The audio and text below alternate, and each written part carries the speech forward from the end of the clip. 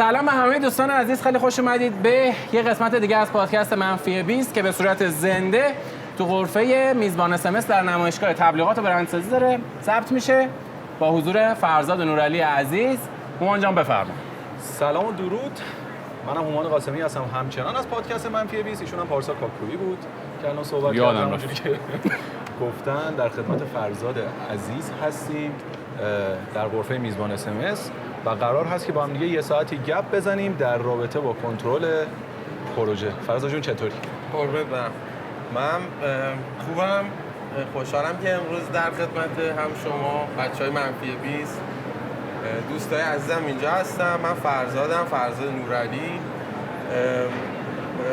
به قول GPT اگه بخوام خیلی مثلا آبدار خودم معرفی کنم میگم من دیجیتال کمپین کوردینیتورم. ولی اگه بخوام خیلی ساده تر بگم میگم من مدیر پروژه در پروژه‌های ارتباطات بازاریابی ام. تو سبک‌های مختلف، پروژه‌های مختلف، فرم‌های مختلف سعی می‌کنم نقطه پایان در واقع پروژه‌ها رو بذارم و خوشحالم که امروز پیشتونم. خیلی عالی، ما هم خیلی خوشحالیم. قبل از هر چیز من بگم که منفی 20 ابتدای کار وقتی خواست شکل بگیره و شروع بشه و چارچوب بندی بشه، فرزادم خیلی به ما کمک کرد. مثلا اون تو فازی که می‌خواستیم از صوت به تصویر شیفت کنیم از مشاوراش واقعا استفاده کردیم و امروز هم که در خدمتش هستیم بعد از مدت‌ها. یعنی هی گفتیم فرزاد بیاد این قسمت، فرزاد نبود، ما نبودیم، فرزاد بود. یه وضع عجیبی تا اینکه امروز بالاخره دیگه افتخارش نصیب ما شد و البته خیلی هم ممنون از دوستانی که تشریف آوردن و هستیم در خدمتشون، خیلی پربارتر کردن جمع رو. خیلی سریع بریم سراغ سوالا، خوش ریتم با محتوا کارو ببریم جلو. موضوع صحبتمون امروز مدیریت پروژه است. یعنی ما یک ایده ای رو آوردیم وسط، این ایده قراره بره و اجرا بشه و جمع‌بندی بشه. قراره اینو با شمایی که به اصطلاح دفعات این کارو انجام دادین با هم دیگه راجبش بریم جلو. آقا اول سوال اول، ایده مهمتره یا اجرا؟ پارسا ببین واقعا نظر من اینه که خیلی نمیشه بین اینا مهمتره رو انتخاب کرد. در توالی همه در واقع ایده نقشه است ولی اجرا پیاده کردن همون نقشه وسط میدون جنگ. بله. تو نقشه خیلی چیزا هست که تو جنگ مشخص نیست. یعنی جنگ یعنی مدیریت ریسک و بحران و تو اصلا نمیدونی رقیبت میخواد چیکار بکنه. یه دفعه با یه چیزی مواجه میشی باید به موقع تصمیم بگیری. اینا با هم فرق دارن ولی من بین این دوتا اجرا رو انتخاب میکنم چون یه ایده خوب با یه اجرای ضعیف از بین میره ولی یه اجرای خوب یه ایده متوسط هم حتی نجات میده. بازار ما هم که قربونش برم پر از آدمیه که ایده میده. من اصلا نمیخوام واقعا قور بزنم، بالاخره نیاز داریم به ایده پردازن. نیاز داریم ولی تا دلت بخواد جای خالی آدم کننده خالیه، آدمی که بلد باشه با بحران نمیشه حذف کرد. وقتی وارد اجرای ایده میشی ما میتونیم الان مثلا بیایم یه ایده رو بزنیم بگیم فلان ویدیو واسه فلان مثلا کلینیک ساخته بشه ولی هزینه هاشون نسنجیم. مثلا یه دفعه ببینی یک ویدیو سوشال ممکن است 1 میلیارد هزینه داشته باشه. خب اون ایده چه منابعی میخواد اصلا چه شرایطی رو داره، چه منابعی رو داره؟ به خاطر این فکر می‌کنم که اجرا همیشه مقدمه بر ایده، چون میگم ایده نقشه است و اجرا دیگه پیاده کردن اون نقشه وسط میدونه. و شما فکر می‌کنی یک ایده فوق‌العاده با یک اجرای ضعیف میتونه خراب شه، یک ایده متوسط یا حتی پایین‌تر از متوسط با یک اجرای قوی میتونه فوق‌العاده عمل کنه؟ دقیقاً منطق من اینه و این چیزی نیست که من صرفا نظر من باشه. آدمای بیرونی هم میتونن نسبت به این نظر بدن. بله. و هر کسی میتونه خودش اینو در واقع بسنجه. خیلی عالی. خب دومین سوال یه چیزیه که فکر کنم خودت هم یه ذره دوستش داری ولی سوال تقریبا میتونم بگم همه کسایی که حداقل تو مارکتینگ بازاریابی یک بار تجربه تبلیغات داشتن همیشه بوده. اونم اینه که آقا تو پروژه‌های بازاریابی ببین اون اولین قدم و اون اولین قدم درست برای تبدیل کردن یه ایده به خروجی قابل اجرا چیه؟ ببین 3 تا شاید کلید بازی داشته باشه دیگه. اون اولین قدمش خب مثلا دومیش این باشه که آقا اون قدم درست باشه و سومیش قابل اجرا باشه. میخوام بدونم ذهن من اگه بخوام این سوالو جواب بدم اینجوری جواب میدم که شاید یه ذره مارکترهای ما با احترام مفاهیمو با هم قاطی کردن. خب ما چیزی به اسم صرفاً مدیریت پروژه ارتباطات بازاریابی نداریم، پروژه مارکتینگی. بله. ما یه کانسپت کلی به اسم مدیریت پروژه داریم که این بر اساس متدهای مختلف، مثلا برای تیم برنامه‌نویسی ما اسکرام می‌خوایم، جیرا می‌خوایم و فلان، ولی 99% پروژه مارکتینگی با یه کانبان ساده انجام میشه. پس اگه من بخوام جواب تو بدم هومان، اول میگم که ما باید راجع به مدیریت پروژه اطلاعاتمون رو بیشتر کنیم، نه پروژه مارکتینگی. هر پروژه‌ای من اگه بخوام یه نسخه خودم رو بگم، من تو 3 مرحله پروژه رو پیش میبرم. مرحله اول اینه که میام ابهام زدایی میکنم، یعنی ابهامو سعی میکنم به حداقل برسونم. چجوری این اتفاق میفته؟ دنبال نقطه پایان پروژه میگردم، چی بشه کارم انجام شده. اگه بتونم اونو درست تعریف بکنم، بر اساس اون تعریف درست اون نقطه میتونم درست برنامه‌ریزی بکنم. بله. وقتی برنامه‌ریزی میکنی عین اینی که اون نقشه رو آماده میکنی، نقشه رو دستت گرفتی رفتی تو میدون جنگ. برنامه‌ریزی تو رو به میدون جنگ میرسونه، خب ولی راه حل توش نیست. راه حل از کجا میاد؟ از اینکه بحران‌ها رو بتونی حل کنی. من یه جمله دیروز استوری کردم به اسم اینکه رنج به علاوه واکنش مساوی رشد میشه. بالاخره تو وقتی که یه ایونت بزرگی رو داری انجام میدی، یه استرسی روته، یه فشاری روته، یه رنجی خواهی داشت. اگه بتونی نسبت به اون واکنش بدی، اونو تبدیل به دیتا و داده بکنی، میتونی رشد بکنی. من این قسمت تو مأموریت دومم تو مدیریت پروژه میبینم، بهش میگم سیستم سازی. سعی میکنم مدل خاص خودم بسازم که بتونم از بحران‌ها رد بشم. و در واقع تو قسمت آخر میام پروژه رو دیگه جمع میکنم، شفاف میکنم که چی رسیدیم، با آدمو کامیونیکیت میکنم و سعی میکنم ازش درس بگیرم. من اینجوری بهت بگم، اگه یه پروژه مارکتینگی بخواد درست انجام بشه، اون نقطه پایان پروژه، یه ایده اگه بخواد خوب انجام بشه، باید ببریمش تو فریم ورک مدیریت پروژه. خیلی ساده است، مثل هر اتفاق دیگه. تو قدم اول باید بیایم اون شناختمون رو ببریم بالا، این پروژه کجا داد میشه، چی باید دلیور بکنم، با کی طرفم. تو قسمت دوم برنامه‌ریزی و پلنینگ، اصلا چیا نیاز دارم، تو چه بازه زمانی، تو چه حجمی. همین اگه این دوتا رو تعریف کنی، با ریسک کمتری وارد مرحله اجرا میشه. هنوزم بدون ریسک نیستی، با ریسک کمتری وارد مرحله اجرا میشه که اونجا شانس اینو داری که ریسکا رو کنترل بکنی. موفقیت ایده هم به این مهمه که چقدر از ریسکا رو تونستی کنترل بکنی و بهت قول میدم هیچ وقت نمیشه 100% ریسکا رو. ببین آخه یه سری از حالا اتفاقاتی که توی انجام پروژه معمولا میفته از درونه، یک سری از بیرونه. من تفکرم اینه یا اعتقادم اینه که اون بیرونی‌ها رو که اصلا نمیشه کنترل کرد. یعنی مثلا اینکه یهو جنگ بشه، یهو قیمت دلار جابجا بشه، فلان فلان فلان که کم هم نداریم از این اتفاقات، اینا که در کنترل ما نیست. سیستمی که تو داری میگی، تفکری که تو داری میگی، صرفا اون درونی‌ها رو به حداقل میرسونه ولی صفرش هم نمیکنه. حتی اون بیرونی‌ها رو ما وظیفه داریم بدونیم. ببین من یه فریم ورک مدیریت پروژه انجام میدم، مال یه دانشگاه آدلاید استرالیا، CSR رایگان این نسخه رو گذاشته.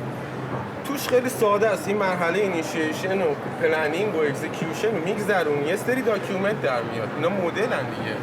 ما یه فریم ورکی داریم مثل پسته، مثلا همین چیزی که میگی پارسا، میاد از لحاظ سیاسی، اجتماعی، در واقع تکنولوژی، محیطی میسنجه، میگه ریسکا چیه و بعد از اون یه سری خروجی‌ها معلوم میشه. ما یه ایونتی می‌خواستیم بگیریم برای یه کلینیکی، صبح روز ایونت ما شبش می‌خواستیم بخوابیم، صبح مطمئن نبودیم موشک میزنن یا نمیزنن. و اگه موشک میزدن فرق میکرد، چون مواد اولیه برای پذیرایی خریداری شده بود، نصف بودجه میسوخت. میدونی این ریسک همیشه هست، این نصفش بیرونیه، یه سریاش هم درونیه. آره واقعا، یعنی مثلا خود پروژه رو باید بررسی کنی، چه بسنجی، اون شکل انجامش، مخصوصا وقتی بحث نیروی انسانی میاد وسط دیگه. و اصلا ببین مثلا یه چیز جالبی توی پروژه، توی رویدادی الان هست به زودی قرار برگزار بشه، ویژوال رویداد یه المان خاصیه. شما فکر کنید مثلا یه آچاریه، خود این آچاره رو الان خب اوکی، هر کسی باشه میگه آقا ایده من اینه، به تمام مهمان‌ها اون آچار رو بدید، میگه میره دیگه. آچار منظورته؟ یه آچار، یه آچار میگه به تمام مهمونای من یه المان بصری این رویداد رو شما بدین، درسته؟ خب این ایده رو میده میره. حالا تویی و اینکه بری 1000 تا آچار تو ایران پیدا کنی لیبل روش باشه نباشه، بخوای ریخته‌گری کنی چی میشه، میدونی اجرا در واقع اونه. یه سری داستانی که خود پروژه داره، حتی لحظه آخر قیمتش بالا پایین بشه. اصلا مثلا ما یه پلنی ریختیم برای رویدادی که اینترومون خیلی خاص باشه. گفتیم آدما رو نیاریم به اون منوال سابق صرفا شبکه سازی. بله. با یه برنامه در واقع ویژوال پرفورمنس آرتی، با یه دیجی، یه کاری مثلا یه حسی بسازیم. تهویه سالن از کار افتاد وقتی 1000 نفر تو صف بودن تو گرما. اونا داشتن با این پیش‌فرض می‌مونن که قراره اونجا خنک بشن. چی کار میشه؟ اینو کدوم در واقع ایده پرداز یا صرفاً استراتژیستی میتونه تو طرحش بگه؟ اینا بحران‌هایی که آدم باید تو اجرا حل بکنه. و چیزی که ما کم داریم همون ظرفیت آدم کننده از دل این بحران‌هایی که حل میکنه به وجود میاد. ظرفش بزرگ میشه. درست. من اگه یه ایونتی برم 10 دقیقه قبلش تهویه این از کار بیفته، یک بار تجربهش کردم. من نوعی. چون آدمای خیلی بزرگتری هستن واقعا. آدمایی که بیشتر از این که حرف بزنن کار میکنن. خیلی راحت میشه گشت و اینا رو دید. یعنی ببین حالا از اینا که بگذریم، بزرگترین دلیلی که باعث میشه پروژه‌های مارکتینگی به تعویق بیفته، دیرتر انجام بشه یا حتی به سمت شکست حرکت کنه چیه؟ ببین من یه نکته‌ای که میبینم توی در واقع این اتفاقایی که واسه پروژه مارکتینگی میفته دیر میشه، عموما اینه که ما کلا دیر تصمیم میگیریم انگار. بله. یعنی آدمای صرفا تنبل یا مثلا پشت گوش اندازی نیستیم، ولی انگار آخرین لحظه تصمیم میگیریم. من خیلی به این فکر کردم چرا آخرین لحظه تصمیم میگیریم. اینو یه جایی پیدا کردم. مثلا یکی از دلایل اینکه پروژه دیر میشه وجود نقشای اضافی زیاده که با در واقع نظرهای غیر کارشناسیشون معمولا بحثا رو به انحراف میکشونن. یک نظراتی که هزینه‌ای هم بابتش نمیدن. دو اینه که اکثر جلساتمون بدون خروجی مشخصیه. یعنی ما یه اتاق ایده رو برگزار کردیم، هیچ داکیومنتی ازش نیست. یادت من گفتم تو در صورتی که ما الان داریم با AI زندگی میکنیم، اصلا کاری نداره. یعنی $20 فاصله است. تو جیمینای پرو رو بگیری، وایساتو ضبط کنی، با یه پرامپت بگی اونا رو به من تبدیل، هیچ کاری نداره. ولی من فکر می‌کنم آدما از حضور شفافیت میترسن، چون اونجا براشون هزینه داره. دیگه اون ایده رو فلانی گفت. و در نهایت چون ساختاری وجود نداره، چون دیتایی وجود نداره، چون آدما عادت ندارن، مخصوصا تو حوزه مارکتینگ. ما الان با یه مفهومی تو دنیا روبرویم به اسم وان پرسن کمپانی. یعنی شرکت‌های تک نفره. بله. من دارم شخصی به یه آژانس مارکتینگ تک نفره فکر می‌کنم. من الان خودم رفتم به یه ایده، یه بازی فکر کردم، تحقیق عمیق کردم، نتیجه تحقیق عمیقم رو با HTML کد کردم، دارم برنامه وایب کدینگ میکنم، ویژوالش رو دارم طراحی میکنم. پس آدم مارکتینگی ما که اگه میخواد مدیر پروژه باشه باید واقعا از همه ریسورس‌ها درست استفاده بکنه، مدل بسازه که بتونه سریعتر تصمیم بگیره. هر چقدر آدمایی که ببین واقعا یه جای کارست کیفیت تصمیم مهم نیست، سرعت تصمیم کاری کرد. یه جای واقعا خوب کافیه، عالیه. اون آدم مدیر پروژه باید اون ظرافت رو داشته باشه. فضل من اینجا یه چیزی اضافه کنم، ببخشید چون می‌خوام سوال بپرسید. نه اوکی. من چند وقت دارم روی چیزی فکر می‌کنم و با خودم راجبش حرف میزنم در رابطه با دو تا کانسپته. خب دو تا مفهومه، دو تا ایده است شاید.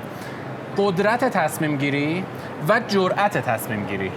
خب یکی از مصیبت‌هایی که ما داریم، یکی از مشکلاتی که ما داریم، آدم‌های قدرت تصمیم گیری دارن که جرأت تصمیم گیری ندارن. خب یعنی چی؟ یعنی با تبعات اون تصمیم نمیتونه روبرو شه. طرف تصمیم میگیره، یعنی اصلا جایگاهش مثلا مدیر مارکتینگه ولی از این که تصمیم بگیره میترسه، برای همین هی میاد همه رو شریک میکنه. این شریک سازی باعث میشه نظرات بالا بره. نظرات هرچی بالاتر میره تصمیم گیری سخت‌تر میشه. آخر سر اتوبوسی که میخوای آخر سر توپ میفته تو زمین مدیر عامل. آقای مدیر عامل شما بیاد، آقای خانم مدیر عامل شما بیا تصمیم بگیر. بعد اون تصمیم میگیره. بعد به اون انگ میکرو منیجمنت میزنن. در حالی که اگر این، من اینو چون تجربهش کردم دارم میگم، اگر این داره میکرو منیج میکنه به خاطر اینه که این مدیر میانی خب این جرأت تصمیم گیری نداشته و اونو مجبور کرده به این میکرو منیج. یعنی البته همه نه، یه بحثش هم اینه. پس دو تا مفهوم، قدرت تصمیم گیری و جرأت تصمیم گیری، که آدمایی رو بهشون قدرت تصمیم گیری بدیم که جرأت تصمیم گیری و جرأت دادن اون هزینه رو هم ترجیحاً داشته باشن و خیلی وقتا خب بعضی اصلا دنبال شریک جرمن، یعنی میگه آقا تو هم بیا نظر بده، یه جوری میخواد یه حالی بهت بده که تو هم دارید نظر میدی ولی در واقع صرفا داره پاتو گیر میندازه که اگه چیزی شد بگه خودت گفته بودی. خیلی عالی. هومان جان بفرمایید. خواهش می‌کنم. آخه یه جمله‌ای که برگشتی گفتی همون راجع به جلسات برین استورمینگ در تکمیل صحبت‌های پارسا و تکمیل صحبت‌های خودت، من واقعا اینجوری می‌دیدمش که آقا نیازی نیست این همه آدم بیان و به قول خودشون بلند بلند فکر بکنن. این بلند بلند فکر کردن اتفاقا باعث میشه که بعضی موقع‌ها پروژه‌های مارکتینگ مثلا با لگ مواجه بشن، خیلی خوب مثلا نیان. در همین راستا که حالا مثلا برین استورم و بقیه این چیزا رو می‌خوایم بگیم، من دوست دارم بدونم که آقا کدوم بخش از همه حساس‌تره توی کنترل پروژه؟ میدونی من حالا نگم کنترل پروژه، مدیریت پروژه. ببین آیا مثلا اجرای از همه سخت‌تره، خود کنترل کردنش از همه سخت‌تره، ایده پردازیش از همه سخت‌تره، با توجه به همه این چیزایی که تا الان مثلا جمع شده و صحبت کرد؟ و به نظرت هم چرا؟ من قبلا که بخوام به سوال تو جواب بدم میتونی بذار صبر کنی. نه قبل از اینکه بخوام به سوال جواب بدم که سوال خوبی هم هست، حتما دوباره کوتاهش رو از هم بپرسید که کدوم بخش مهم‌تره. آره. یه چیزی راجع به صحبت پارسا بگم. دقیقاً پارسا اینجوریه که آره آدما جرأت از اشتباه کردن میترسن. آفرین. از اشتباه کردن میترسن و به نظر من اشتباهات ماست که باعث پیشرفت بوده. زنده باد اشتباه خوبه من. یعنی من اصلا یه استوری که گذاشتم رنج به علاوه واکنش میشه رشد همینو داره. ببین تو وقتی اشتباهی میکنی یه رنجی میکشی، تو خلوتت با خودت بهش فکر میکنی، میگی اگه این کارو میکردم یا این کارو میکردم این میشد. بعد یه واکنش نسبت به اون داریم و این مرحله است که رشد میکنی. حالا این مقاله خیلی باحال بود دیروز، میگفت اگه واسه یه رنجی پیش اومده خوشحال باش که این علامتی که قراره پیشرفت کنی. درسته. به خاطر اگه با این روی کردن یا کار آدم جرأت تصمیم گیری پیدا کنه. من یه 3 ماه یه جا مدیر مارکتینگ شدم. بعد دیروز بودجه بندی 3 ماه هم آماده کردم. خیلی هم روش کار کردم واقعا. بعد 3 ماهیه که مدیر مارکتینگ شدی؟ من 3 ماه مدیر مارکتینگ شدم. یه رویداد برگزار کردم، نمایشگاه شرکت کردم، رویداد هتل. جمله‌تو جوری گفتی که انگار 3 ماه مدیر مارکتینگ بودم. من اصلاحش کردم. توی جای جدید. الان 3 ماه مشغولی. بعد اصلا تو لینکدین و اینا اصلا نزدم. کسی نمی‌دونه. خیلی محدود میدونم. من پلن 3 ماهه زمستون رو باید ارائه می‌کردم که بریم تو کارش اوکی‌آرا و فلان. من واقعا روش کار کردم. حالا جلوتر حتما میگم چه جوری، چون احساس می‌کنم اون مدیر کار کردنم به درد بچه‌ها واقعا. بله حتما.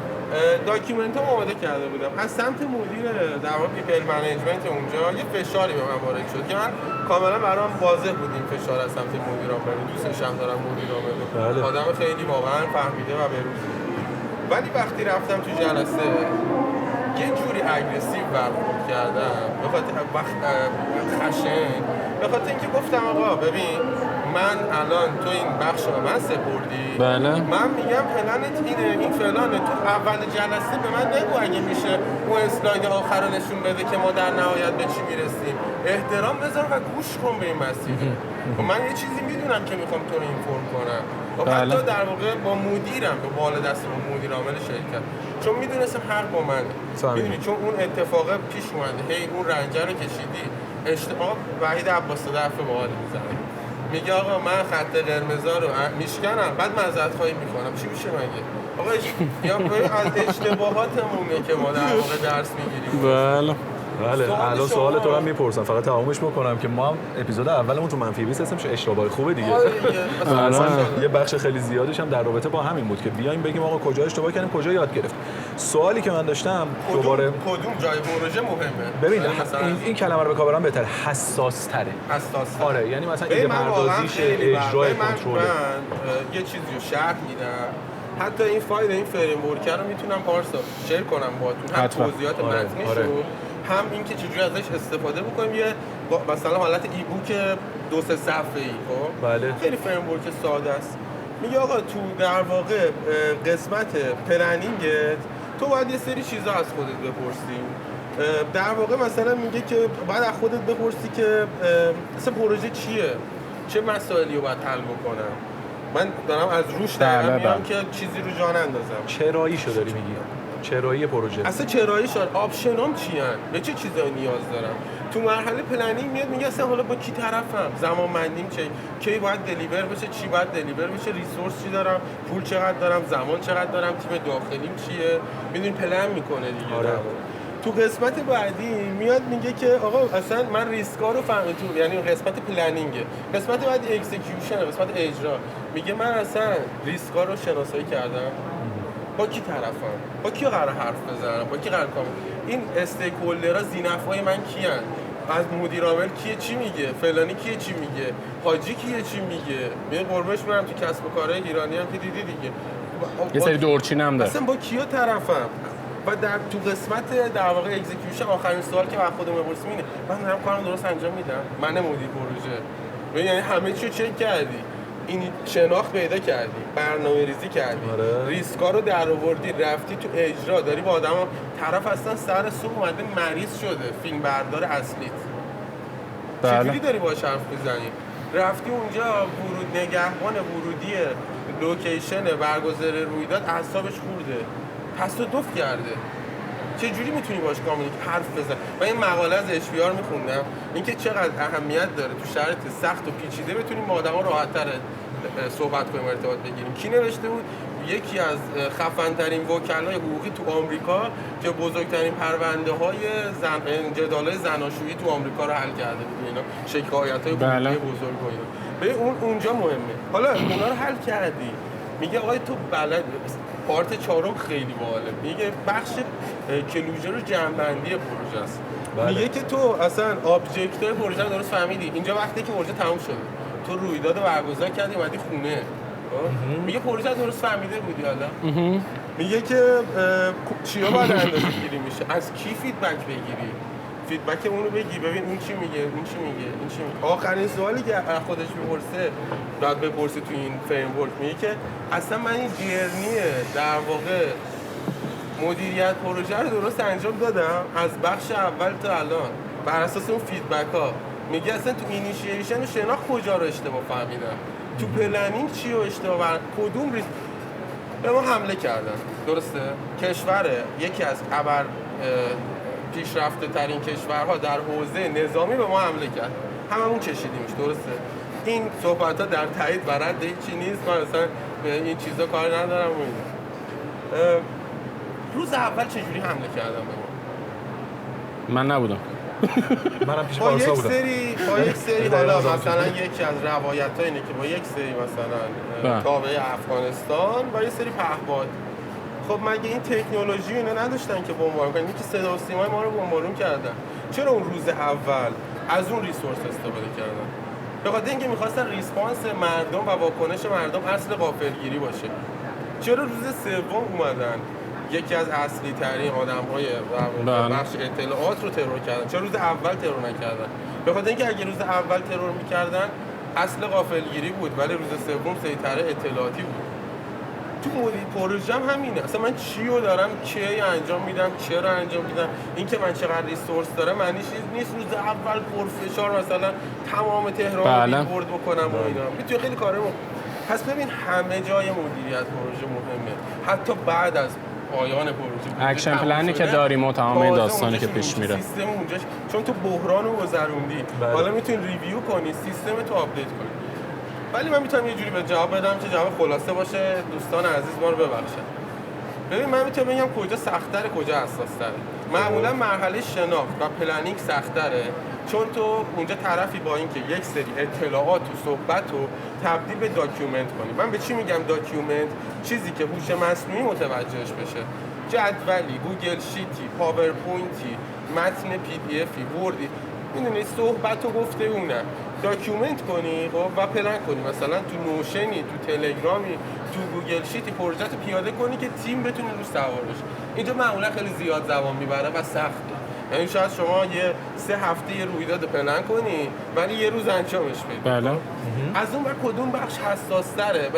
به نظر من اون مرحله اجرا، اون لحظه آخر اجرا. این الانی که ما اینجا دور هم نشستیم و این پادکست رو ضبط می‌کنیم این خیلی مهمه. چون اون اتفاقات رو به سختی ببین شاید مشکلات منو توی مرحله شناخت و برنامه‌ریزی خودم بفهمم و خودم بتونم حل کنم ولی مشکلات منو تو اجرا باقی بقیه میفهمن و من سخت میتونم اونو حل بکنم به خاطر اونجا حساس‌تر. فهمیدم. خیلی نه حالا یه ذره ریتمش رو سریع‌تر بکنیم هم که چه بهتر. نکته‌ای که هستش تو بخش ایده پردازی اتاق فکر برگزار میشه، میان ایده پردازی میکنن، حالا هر کسی با ربط و بی ربط میان صحبت میکنن، کاری با اینش نداریم. چه ایده هایی حذف میشن؟ این ایده ها چه ویژگی هایی داشته باشن از گردونه رقابت میرن کنار؟ اون ویژگی هایی که اگر یک ایده داشته باشه باعث حذفش میشه چی هست؟ پارسا من این سوالت اینجوری جواب میدم در قالب یک کسی که کار اجرا میکنه، چون من خودمو صرفاً ایده پرداز واقعا نمیبینم. اصلا زاویه اجرا شما فقط جواب بده. آره. از زاویه اجرا چون اون که چرا مثلا ایده ها حذف میشن چجوری میان و اینا رو کار نداره. وسط این جوابت فقط به سوال 10 منم جواب بده. اینکه چیکار کنیم از حالت هیجانی خارج بشن ایده ها. این دوتا رو میخوام با هم جواب بدیم. اوکی. بیام سراغ حالا در واقع جوابی که باید بدیم. ببین ایده ها اینجوری حذف میشن مخصوصا تو ساختمان. معمولا تو شرکت یه آدمی تو کسب و کار ایرانی یه آدمی اون بالا هست که یه سلیقه خاصی داره و در واقع با این سلیقه تصمیم میگیره. هر کاری هم بکنیم، هر چقدر هم حرفه‌ای بریم، یه نظر بیرونی وجود داره. چیزی که من تو اجرا فهمیدم. بله. یعنی مثلا اون در نهایت خود شخص مهمترین مدیر عامل، حالا یه جای صاحب بیزینس، هر کی، آره. یه جا اصلا نیست تو خارج از سازمان، بله. همسرشون هم، پارتنرشون. مثلا می‌بینی که مثلا یه جایی واقعا نظر اونه ولی کجا مثلا تو آدما حذف میشه. این ایده ها خب سنجیده میشن، بررسی میشن. یکی از عاملایی که سریع ایده ها رو حذف میکنه تکرار اون خیلی نزدیکه. یعنی مثلا فلان برنده کاری شبیه اون کرده. چون آدما و تیمای مارکتینگی مثلا از فرشاد شدن فرار میکنن. یا مثلا ایده هایی ندیم که بگن کپیه و اینا. حالا یه سری هم کمتر فرار میکنن. یه جایش در واقع هزینه اجرا است. یعنی مثلا یه عامل خیلی موثر بعضی موقع ایده هایی میاد که واقعا مثلا هوش از سر آدم میپرونه ولی میری تو مثلا ما یه ایده می‌خواستیم واسه پرفورمنس نوا برگزار بکنیم. حالا اسم نیارم. اسم بیار چرا؟ خودت اگه راحتی اسم بیار. آره. اصلا من یه سری کیس استادی دارم راجع به پروژه که تو رو خدا بپرسون. اومدیم مثلا یه پرفورمنس ایجاد بکنیم ولی دیدیم هزینه پرفورمنس داشت از هزینه برگزاری کل رویداد بیشتر میشه. یعنی ما باید یه سازه اونجا بیخیالش شدیم ریفرمش کردیم. به معمولاً عاملی که حذف میکنه ایده ها رو اون ایده مالی است و در نهایت اون سلیقه هست و در نهایت ربط و ارتباطش به اون کانتکستی که توش داره انجام میشه. فرضاً من میتونم اینجا چلنگر صحبتت هم یه ترجمه روش بدم. به نظر من ایده ها وقتی به مشکل میخورن که صاحب ایده پاش رو زمین نیست. خب شناختی از بازار نداره، شناختی از هزینه ها نداره، حداقل مثلا 4 تا قیمت تیم تولید دستش نیست. اصلا ببین مثلا خود من خیلی وقتا که اصلا بخشی از کارمه مثلا همین نمایشگاه تبلیغات آدم میاد فقط قیمت بگیره که آقا مثلا الان این غرفه‌ای که ساخته شده چقدر هزینه شده براش. الان اصلا یک غرفه گرفتن تو نمایشگاه متری چند در میاد؟ اگه جزیره باشه چرا؟ چون وقتی میخوام یه ایده بدم دستم چاپ اصلا یه تراکت ساده مثلا دقیقاً همین هفته گذشته بود درسته؟ مثلا برای یلدا میخوام یه چاپی بزنیم قیمتی که هفته پیش گرفتیم مثلا بوده x میلیون قیمتی که پیروز گرفتیم شده x ضرب در 2 دقیقاً ضرب در 2 ببین این اگه تو بازارش نباشی اگه در جریانش نباشی کلا قافیه از دستت خارج میشه. پس اون پا رو زمین بودنه به نظر من خیلی اهمیت داره این وسط. ببین پارسا قطعا ترجمه خوبی بود و اصلا می‌خواستم راجعش اتفاقا صحبت هم بکنم که آدمایی که در واقع زیاد اجرا نکردن خیلی راحت چون یه سری چیزا اصلا دستشون نیست. بله. برآورده هزینه ایده رو میدن. ولی من پیش‌فرضم این بود که آدم‌هایی که مثلا خودم تو جلسه‌هایی که شرکت کردم اگه ایده‌ای رد شده چرا اون ایده رد شده من اینجوری جواب دادم بهش. بله. وگرنه نه جواب تو کاملا درست بود. وگرنه آدمی که ایده‌ای رو در واقع میده که اصلا پاش رو زمین نیست و اصلا تا حالا اجرا نکرده احتمال بسیار زیاد بسیار باگ داره اون ایده. بله. یعنی مثلا وقتی میری تو اجراش یه جاهایی متوجهش میشی که دیگه سخته. من ایده دیدم که مثلا خلاف قانون کشور بوده. یعنی من اینجا به نظر خودش خیلی قشنگ بوده، میگفت واه چه خوبه فلان بکن. میگه خب باشه اینو اجرا کنیم که فردا میبندنمون که. به چه قیمتی اجرا بشه؟ الان که بستن هم بد شده. حالا قبلا حالا ببین این بحث قانونه من کاری با قانون غلط و درستش ندارم ولی من یک وظیفه‌ای دارم که باید اونو انجام بدم دیگه. حالا میگم آقا این مغازه اگه مثلا بخواد مثال پلم بشه روزانه x میلیون هزینه است. آیا من هدفم اینه که با این کار مثلا چیز کنم؟ تو دنیای استارتاپ خودت میدونی دیگه قوانین رگولاتوری رو باید چک کنی بدونی چی تو کمپین من. خب این عزیز بفرمایید گفتی چه جوری در واقع اون هیجان رو بگیریم بعد. آره ببین اولا به نظرم باید صاحب ایده رو به صاحب ایده چون میره تو در مقام اینکه با خودش آدما رو همراه کنه مجبوره برای پرزنتش در واقع هیجان داشته باشه. معمولا آدمای ایده پردازن وقتی که یکی پیدا میشه زورگویی میکنه تو جلسه ایده ها رو ریجکت میکنه و اینا خاموش میشن. من فکر میکنم باید زمان بدی به ایده و تو اون زمانه بسنجی شرایطشو. یعنی مثلا ما الان به یه ایده‌ای با هم رسیدیم، ایده باحالی هم از هیجانیه فلان، تو هم تو پرزنتش خیلی هیجان داری، منم سعی میکنم به عنوان آدم اجرایی هیجانم رو کنترل کنم، ایده‌تو بلافاصله. من همیشه اینجوریام پارسا، من تو کارم اجرا میکنم ولی همین الان 4 تا مشاور تو حوزه مختلف دارم. تو حوزه میرم ازشون کمک میگیرم چون سوال پرسیدن بد نیست، میدونی اون فیدبک گرفتن بد نیست. الانم تو این قضیه همین جوریه، من اون طرح رو سریع برای 4 نفر میفرستم. اگه مثلا واقعا تو حوزه گیم باشه یا مثلا کارهایی که مثلا خودت انجام دادی، مثلا تجربه‌ای که تو لیلی داری، اگه برندی تو به من نزدیک بشه من با تو مشورت میکنم با آدمایی که تو اون حوزه ان، بعد ازشون فیدبک میگیرم جوری که آدما دوره به هم نریزه اون ایده پردازه باش مطرح میکنم. میگم ببین من با این روش هاست که میتونی کنترل بکنی. حالا ببین یه نفر که بهت پیشنهاد میکنم باش مشورت نکنی این پسر محمدرضا فهیمیه. خب چون محمدرضا همین الان اومد رسید. آره هر چاش مشورت کنید یه ایرادی از توش در میاد. ببین این راجع به ایده پردازی ببین من ارباب حلقه رو بهش نشون دادم از پیتر جکسون ایراد گرفت. من یه خواهش دارم. حالا چون اسمش رو آوردی من این خواهش رو انجام میدم ازت. یه زحمتی بکشی محمدرضا فهیمی رو اسپارم بزننش. نه محمدرضا فهیمی رو دعوت بکنید این پادکست بیاد بشینه. هیچ اندازه محمدرضا فهیمی راجع به این که مثلا یک سری فقط ایده میدن و در واقع پاهاشون رو زمین نیست و از اجرا خبر ندارن. گرگ زخمیه. واقعا ما هیچ مثل محمدرضا نمیتونه حرف بزنه. من اینو امضا میکنم.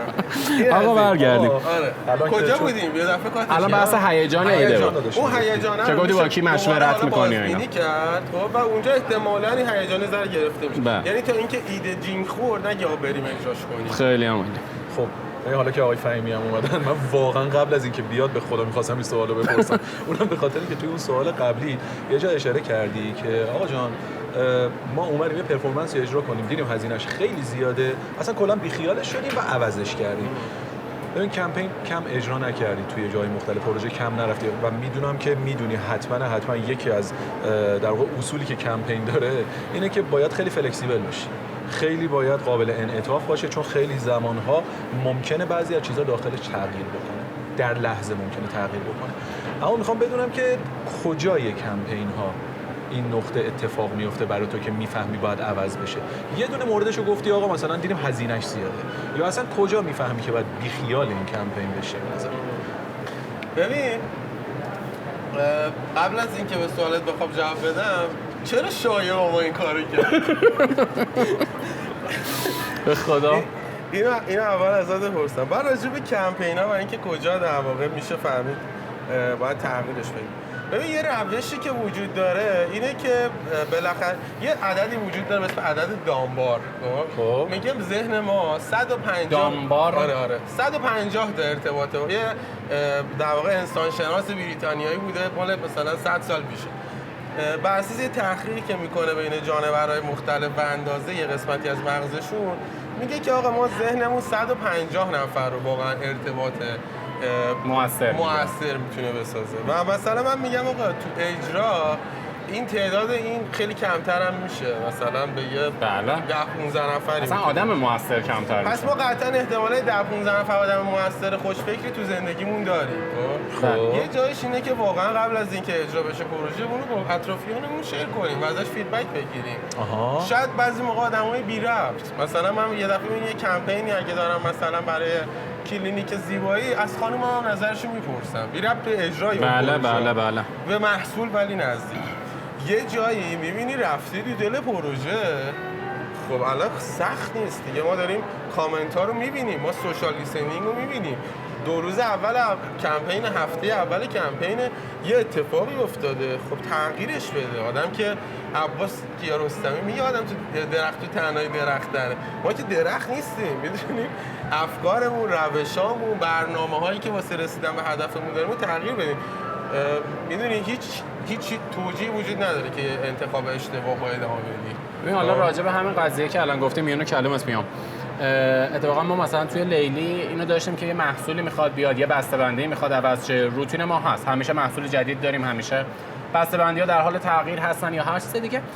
بعد میشینیم به اصطلاح مدیران، مشاورین میشینیم با هم دیگه صحبت میکنیم. یه روز تو همین جریان همین تصمیم گیری و رفت و برگشته یه آقای جمالی زاده که به اصطلاح مدیر و مؤسس و صاحب برند لیلی هستن، یهو برگشتن گفتن که آقا ما مخاطب اصلی خانوما. گفتیم بله. خب بچه‌ها دور این میز همه مردین.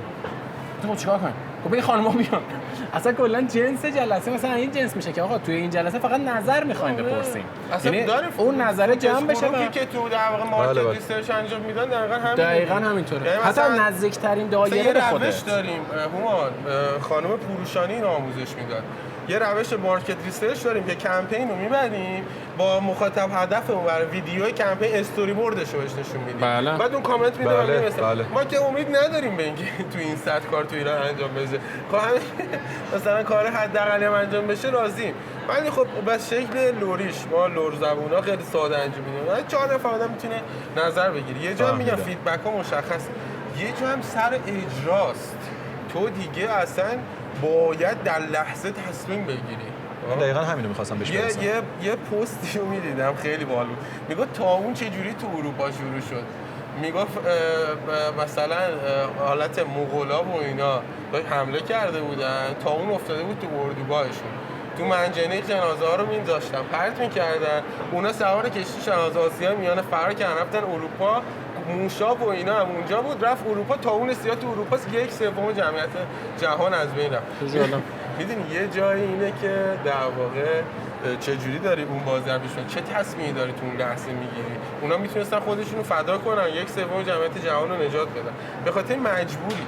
ببین مثلا من تو ساده ترین حالتش میگم دیگه، واسه کلینیک نوا ما سازه عکاسی حجمی ساخته بودیم. بله. چون در واقع خانم رؤوف می‌خواستن حتما. بله. بعد اینو با MDF درست کرده بودیم. ابعادش بزرگ در اومده بود. حمله که کرده بودم به یکی از این خونه یکی از این دوستان، آسانسور این برج قطع شده. دوست شما بودن؟ دوست من نبود. گفتم اسفنایرم بعد اسم نمیخواد یه بنده خدا. یه بنده خدا خونش بالا بود. الان میگه دوستان یهو دیدید داستان میشه. بعد اون خونه رو زده بودم، برج آسانسور باربری این برج از کار افتاده بود. 11 طبقه باید تختای MDF بالا می اومد. بعد از راپله اول آوردیم تو پایگرد اول، کارگرایی که برای روز ایونت اونجا بودن موندن تو و اصلا رد نمیشد. ما مجبور شدیم نیم ساعته تصمیم بگیریم دیگه، راپله رو عوض کنیم. 3 تا کولبر اد کردیم، گشتیم پیدا کردیم 3 تا کولبر از راپله‌ای که زده بودن سمت خونه اون آقا بود، شیشه هاش خراب شده بود و شکسته بود. MDF از شیشه بیرون میکردن، تو پاگرد میچرخوندم میوردم بالا. وقتی نداری تصمیم دیگه. ببین من دقیقاً تو اول صحبت تو بخش اول به همین اشاره کردم. ببین یه سری عوامل بیرونیه. حالا تو هرچی هم پیش بینیش کنی بستگی به کنش و واکنش داره تو اون لحظه که تو دقیقاً چیکار می‌خوای انجام بدی. من یه سوالی اینجا می‌خوام به اصطلاح بپرسم ازت. ببین وقتی که تیم‌ها بزرگتر میشن، آدم‌ها بیشتر به اصطلاح درگیر میشن، خب همه آدم‌ها که مثل هم نیستن. پیش میاد که یک شخصی زیاد پایبند به اون ددلاین‌ها نباشه. خب اون آدمو چجوری میتونی کنترلش کنی؟ اون آدمو چجوری میتونی بیاری توی اون فریم ورکی که داری، توی اون قوانینی که داری؟ ببین من یه دیدگاهی که دارم، آب نداریم؟ آبم چرا؟ شما صحبت کن آبم میاریم برات. آبشو دادیم آقای من یه دیدگاهی که دارم، من اصلا چرا اومدم تو این شو؟ یه لیوان آب لطفاً. پارس اگه بخوام اینو جواب بدم بهت، شما صحبت کن منم گوشم با شماست. اینه که با که همه انسان‌ها رو آقا من شوخی که آب نمیخواست.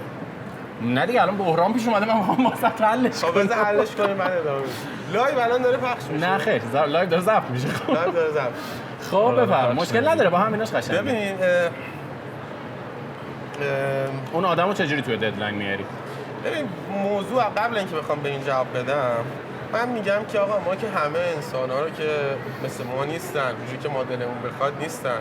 پدر ما یه جوریه، برادر ما یه جوریه. و ما هم اونجوری که اونا میخوان نیستیم. آره دیگه پدر ما نتونسته ما رو تو اون مسیری که دلش میخواد وارد بکنه. تو روابط اینا خیلی هست بین پارتنرها و اینا. روابطی که من میگم اصلا روابطی که اینا توش هست واقعی یه عمق داره.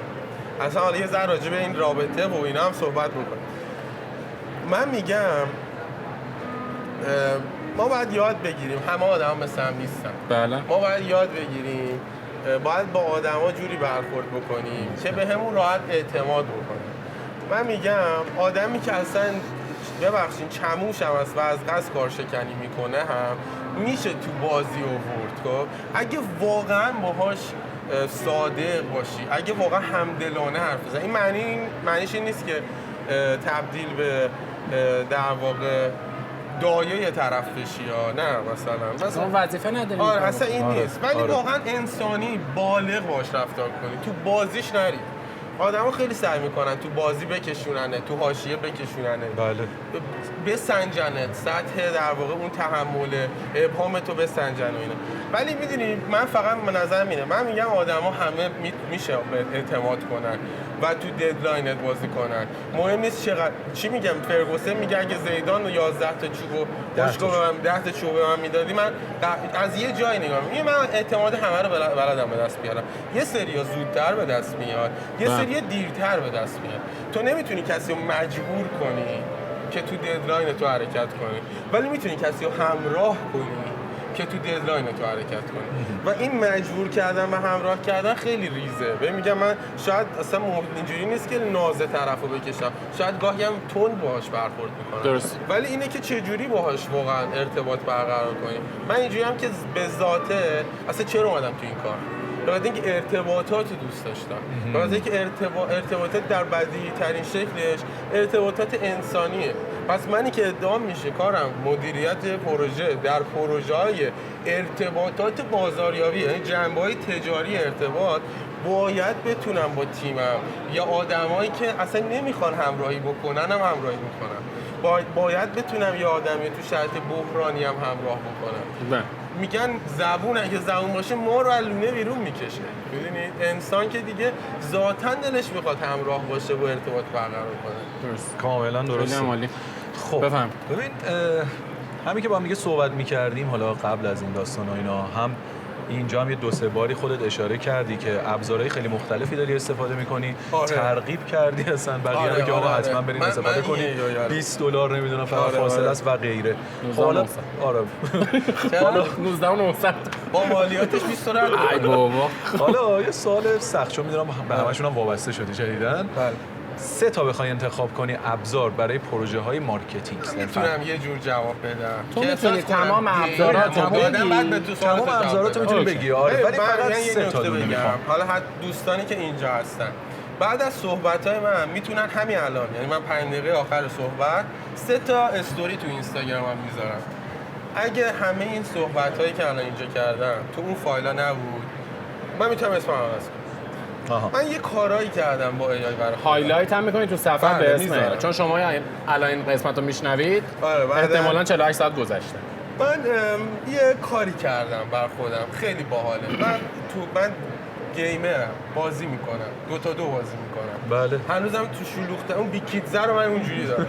آره یعنی دیگه. وقتی خیلی معمولا بعد از پروژه‌های بزرگ که یه روز استراحت میکنم، نصف اون یه روز 2 تا 2 بازی میکنم. خانومت اجازه میده؟ آره اصلا آدابتر. جالب. اصلا یکی از دوستای گیمریم هم اینجا اومد. خب عرض کنم به خدمتت که در واقع خدا سوالو گم کردم. گفتی نصفش رو 2 تا 2 بازی میکنم. نه ببین اصلا این بود که ابزارها خب چی هست؟ من در نهایت از 3 تا دونه ابزار من 3 تا ابزار بدم. من اومدم برای خود من لقبم تو بازی نورز. من اومدم یه فریم ورک برای خودم درست کردم به اسم نورز فریم ورک. خب یه نسخه ببین من یه چیزی شناسایی کردم. وقتی که تنها کار می‌کنی و مستقل، من حالا که در واقع رولم تو زومینو حفظ شده، رولم تو گلدن لاین حفظ شده، ولی بعد از جنگ فرصت کردم که به صورت فردی هم جستجو کنم تو مارکت و کارهای مختلفی انجام بدم. وقتی که من یه چیزی تو دنیا شناسایی کردم، وقتی فردی کار میکنی 70% بیشتر از آدمایی که تو سازمانن، این رفتم روش تحقیق عمیقم کردم، احساس تنهایی میکنی و خیلی راحت‌تر یه مسیری رو ممکنه گم کنی. اون آتشه رو ممکنه یه جا فروکش کنه، سخت اکتیو کردن دوباره خودت. من واسه نشستم من خودم یه بازی درست کردم به اسم نورز فریم ورک و اومدم یه سری ماتریس درست کردم. مثلا آیزنهاور رو با نویز و سیگنال استیو جابز ذاتی کردم. تمام اینا داکیومنتاشو میتونم بهتون بدم اگه خواستی بعدا. و یه ماتریس درست کردم برای آزادکارا و فریلنسرایی که میدونن تخصص دارن که یه بخشایی دارن. یه فریم ورکایی هم تو AI چیدم. مثلا کل این ظرفیت رو من الان خودم بهش یه کسب و کار، یعنی فرزاد نورعلی یه کسب و کار مبتنی بر AI می‌کنم. همون 1% کمپانی، ولی کاملا مبتنی بر AI. ولی کاملا مبتنی بر AI. یعنی من واقعا زجر کشیدم، سختی کشیدم. با شب نوشت خودم رو به نوشن عادت دادم. من الان 200مین شب نوشتم 200 شب نوشتم دقیقاً چه کارایی کردم، حسم چی بوده و همه چی. چرا این کاری کردم؟ ما تو عصر دیتا زندگی میکنیم. میگن دیتا is the new currency، پول جدیده. من اومدم از لایف تایمم دیتا ساختم. من الان میتونم با 10 تا AI اونو بررسی کنم و ببینم چی کار کردم، چه پروژه‌ای انجام دادم، چه درسایی گرفتم، کجاها تصمیم اشتباه گرفتم. ولی برای اینکه این کارو بکنیم ما باید دیتا بسازیم. یعنی ورودی اون نورز فریم ورک دیتاست. حالا چه دیتایی؟ من وایس های حین پروژه رم تبدیل به داکیومنت و متن میکنم. تمام صورت جلسه هامو دارم. سوالایی که پرسیدم، اگه یکی زنگ زده با ناراحتی یه چیزی بهم گفته اونم ثبت میکنم. تو نوشن یاد گرفتم تمام زندگیمون اطلاعات مهمم ثبت کنم، از کارهایی که برای زندگی شخصیم تا پرسونال برندم تا پروژه‌ام دارم انجام میدم. نوشنمو وصل کردم به جی پی تی. خب اینا به هم وصل میشن. و تو نوشن هم از جی پی تی دسترسی دارم. بعد از قسمت فولدر جی پی تی به عنوان کانتکست و میز کار استفاده میکنم، چون فولدر پروژه توی فولدر میتونی دیتا ست تنظیم کنی. جی پی تی کل هیستوری مکالمات ما رو نداره، چون اگه میخواست کل اطلاعات همه رو نگه داره و کل دنیا رو دیتا سنتر میکنه. ولی الان نمیتونه این کارو بکنه. پس من فولدر میسازم و تو فولدر فایل میذارم، فایل مهم اون قضیه که اونجا کانتکست پروژه ایجاد بشه. تو جیمنای نه، تو جیمنای میام وایسامو به متن تبدیل میکنم، جم میسازم، فایل‌ها رو میدم به عنوان دستیار و اپراتور ازش استفاده میکنم. توی داکم، توی شیتم، توی در واقع همه کار میکنم. توی نوتبوک لمم من تمام اسلایدایی که الان قرار بذارم و تو با نوتبوک لم ساختم. اینفوگراف اینا چیزایی نیست که نگم من، که من ازش استفاده کنم. اینا چیزایی که 6 ماه دیگه تاریخ امضاش گذشته. در 2 سال آینده استفاده از AI من فکر میکنم به حد کار با ماشین حساب راحت میشه. بله 100%. و اصلا اینا چیزی نیست من اگه بخوام مخفیش کنم به خودم خیانت کردم. یا مثلا نپکینی که شما گفتی من 2 روزه عاشقش شدم. بله. اونم به ببین تو فریم ورک من انسان ایجنت اصلیه و AI های مختلف که من الان بر اساس نیازم از یه گروه از این AI دارم استفاده میکنم. ابزارا من که ظرفیتمو بیشتر کنم همین جای من نمیگیرن. یه دیالوگ مهم من ته تهش به تو جوابتو میدم. میدونم چون اصلا جواب تو رو من خیالت راحت بکنم. اینجا اگه ببینی من گفتم از چه AI استفاده کنم. درسته؟ بله. به دوستانم جلوتر بشین. نه اینا حالا بعداً چیز دیگه اصلا در اختیارشون میذارم. آره دقیقاً در اختیارشون میذارم. من به چیزی فکر میکنم، اینکه یه جمله رو من شنیدم از یه دوره توی مدرسه ویژه گذروندم با آقای یگانی که واقعاً اگه اینجا فرصت شده من تشکر میکنم از هر چیزی که به من انتقاد داده، اینکه مدل‌ها مزخرفن، مدل‌ها، ولی استفاده کردن از این مدل‌های مزخرف بهتر از استفاده نکردن ازشون. سوال پیش میاد که مدل چیه؟ مثل قبلا که می‌پرسیدیم میگفتیم آقا تولید محتوا کن، شما این همه تولید که شما اینقدر محتوا ساختی که تولید محتوا چیه؟ بعد آدم محتوا چیه؟ ولی الان نمی‌پرسن عموما. دقیقاً همینجوری الان مدل هم شاید آدم‌ها یه ذره سوال داشته باشن، ولی خب با مدل‌های مختلفی تو زندگی همه آدم‌ها سر کار داشتن. ما حداقل مدل‌هایی که تو مارکتینگ شنیدیم استیپی، داگمار، نمیدونم پرسوناس، نمیدونم مدل‌های برند آکر فلان، همین مدل مدیریت پروژه که من گفتم. مثلا سرچ کنیم مدل‌های مارکتینگ اینا بخیر. این مدل‌ها نباید بیان جای فکر کردن ما رو بگیرن. ولی ما باید زنجیره از مدل‌ها برای فکر کردن من خودمون بسازیم. من الان برای خودم مدل مدیریت پروژه دارم. بله. مدل ماتریس پینف دارم که پروژه هامو لید میکنم. فایل اینو فلو کردم، فلو مالا تو N8N ایجادش نکردم ولی خودم ایجادش میکنم. فلو دیگه. میدونی آدم باید در واقع بتونه این مدل ها رو ایجاد بکنه و اینا، و این استفاده از AI هم برای من اینه که ساده سازی میکنه این مسیر. با این مدل ها راحت‌تر کار میکنم. حالا پس ما مدل رو داریم، AI رو داریم، داکیومنت هم داریم. خب اگه تو درست داکیومنت کنی و درست از مدل استفاده کنی، کافیه صورت جلسه‌ای که پروژه چیه، درخواست مشتری چی بوده رو بدی به جیمنای، متن اون رو بگیری تو فولدر پروژه، تو جی پی تی فریم ورک مدیریت پروژه رو بدی، بگی میخوام اینیشیشن اینه، میخوام به این سوالا جواب بدم، از دل این بیرون بکش دیگه. و همون متن رو بدی فریم ورک پستل رو بدی، بگی حالا مدیریت ریسک کن برای. درسته یا نه؟ پس داکیومنت، AI و مدل رو وقتی کنار هم بذاری فریم ورک تو میسازی. من برای خودم نورس فریم ورک رو ساختم که ترکیبی از ایناست. سیستممو با اینا میسازم. حالا من اگه بخوام به ترتیب ارزش خرید برای مارکترها AI معرفی بکنم، این سه تا رو معرفی میکنم. من اولین چیزی که معرفی میکنم جیمنای. دلیلم اینه که گوگل AI پرو رو وقتی میگیری فضای درایو داری، نوتبوک لمو داری، اگه اشتباه نکنم. بله، فلو رو داری که توش میتونی با وو من انیمیشن ساختم. وو 3.1 درسته؟ بله و توش به جیمنای هم به نانو بنانا هم دسترسی داری، اسلاید میزنه، دیاگرام. ببین کاری نداره که به جیمنای اسلاید، من از دست نوشتم عکس میگیرم، عکسو میدم به جیمنای، میگم دیاگرامشو بده، جیسون پرامپتشو، اونو میگیرم میدم به نانو بنانا، میگم عکسش کن، میده. اینقدر راحت شده همه بازی. خب بله. من پس اول چون نوتبوک لمو داری، گوگل لبو داری، مهمتر از همه گوگل لب هی AI جدید رو توش پرزنت میکنه و اینا. من اولی رو جیمنای میبینم، دومی رو جی پی تی میبینم، به خاطر اینکه جیمنای مثلا فولدر نمیشه توش ساخت یا ایجنت جی پی تی در واقع دقیق تره، یا مثلا مارکت ریسرچ تو دیپ ریسرچ تو جی پی تی تعداد داره ولی تو جیمنای نداره. من مثلا با یا جیمنای یه چیز خیلی عجیب داره که هنوز کشف نشده و من ندیدم تو این آموزش اساتید پکیج فروش هوش مصنوعی که آموزشش بدن، اینه که خیلی راحت وایس رو به متن تبدیل میکنه. نقطه قوتش کجاست؟ گوگل ترنسلیتش. یعنی اینقدر که آدمای ایرانی مشکلاتشون رو با اون تلفظاشون فلان رو با اون حل کردن، خیلی وایس به متنش قویه. خب بعد اونو میارم مثلا تو جی پی تی. پس یکم جیمنای، دو هم جی پی تی، سه هم من الان خودم ببین مثلا بعد یه چیزی من خودم میگم به سوال تو جواب نمیدم. من سومی برام نوشن AI. خب چون ایجنت بسیار من نوشن نرم افزار مدیریت پروژه با مشتری نیست.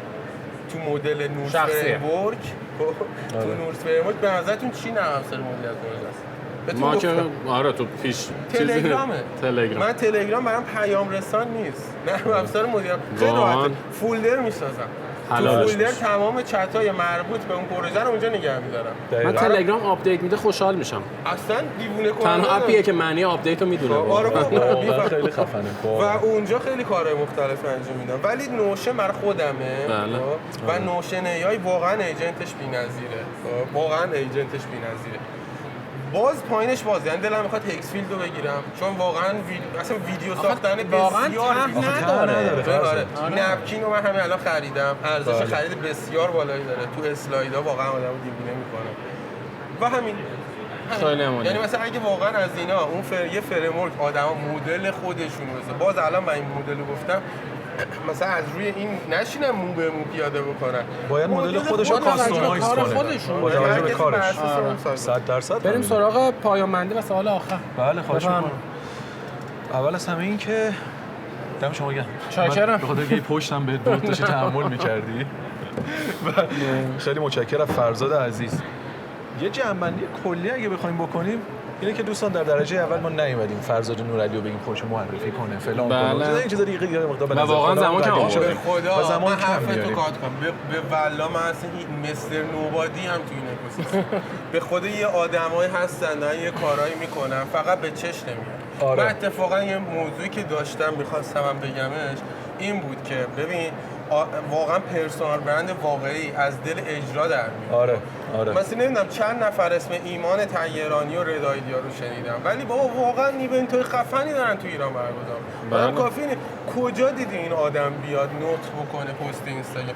وحید عباس داده. بله. من جایی گیر بکنم زنگ میزنم بهش. کجا دیدی؟ وحید الان اینجا بود. الان اینجا. ببین من نیست دارم میگم. ببین میدونی وقتی که مثلا آدم میتونه روش حساب کننده است. دقیقاً حرف درسته. به نظر بعد جالب اینه من که از این دوستام که دوست خیلی عزیزی هم هست بهم میگفت اینقدر خودت تو اجرای پوزیشن نکن، بیا تو هم مثلا یه سری پست بساز. آره. و من اینجوری بودم که بابا تو دیگه منو بعد بفهمی. به نظر من پرسونال برند نمیگم نباید مثلا تو سوشال و اینا اکتیو باشه حرف بزنه، ولی از توالی اجرا به مرور زمانه که پرسونال برند ساخته میشه، نه فقط حرف. پرسونال برند مبتنی بر اجرا. مبتنی بر یعنی مثلا چون مثلا یه شخص ببین مدرس چرا اینو گفتم؟ چون اصلا مهم نیست فرض نورعلی کی. همین چیزی که گفتی. آفرین. نه اصلا اونش به کنار دیگه. ببین انقدر همه جا این فرم محتوایی پر شده. یه حرف خیلی قشنگی وسط صحبتات گفتی آقا این چیزی که من الان دارم استفاده میکنم 6 ماه آینده تاریخ انقضاش گذشته.